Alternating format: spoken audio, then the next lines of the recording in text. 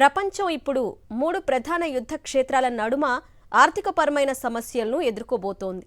ఒకవైపు Russia, Ukraine యుద్ధం 3వ సంవత్సరంలోకి అడుగు పెడుతుండగా, మరోవైపు ఇజ్రాయెల్, హమాస్ మధ్య గాజా సిటీ మళ్లీ మంటల్లో మాడిపోతోంది. అంతేకాదు, ఇరాన్ ప్రస్తుతానికి సైలెంట్గా ఉన్నా అది ఎప్పుడు మధ్య ప్రాచుర్యంలో మంటలు పుట్టిస్తుందో అన్న ఆందోళన లేకపోలేదు.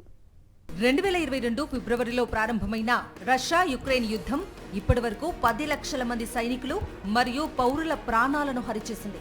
యుక్రెయిన్ మీద రష్యా క్షిపణుల దాడులు ఇప్పటికీ కొనసాగుతున్నాయి. డ్రోన్ టెక్నాలజీతో పాటు క్షిపణుల ప్రయోగాలు ఆస్తి, ప్రాణ నష్టాన్ని చవిచూస్తున్నాయి. అమెరికా, నాటో దేశాలు యుక్రెయిన్కు మద్దతుగా ముందుంటున్నాయే తప్ప యుద్ధాన్ని నిలవరించడంలో విఫలమయ్యాయి. ఈ యుద్ధం వల్ల ప్రపంచ ఆర్థిక వ్యవస్థలు దెబ్బతిన్నాయి.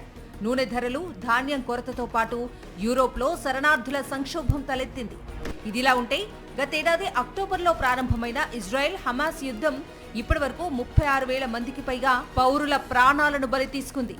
గాజా పట్టణంలో దాడుల తీవ్రత రోజురోజుకు పెరుగుతుండగా, ఇరాన్, హమాస్, హెజ్బొల్లాకు మద్దతుగా చురుకుగా పనిచేస్తోంది. అటు అమెరికా, ఇటు ఇజ్రాయెల్ కలిసి సెల్ఫ్ డిఫెన్స్ పేరిట విస్తృతమైన మిలిటరీ ఆపరేషన్లు చేస్తున్నాయి. గాజాలో నీరు, ఆహారం, వైద్యం లేక ప్రజలు తీవ్రంగా నష్టపోతున్నారు.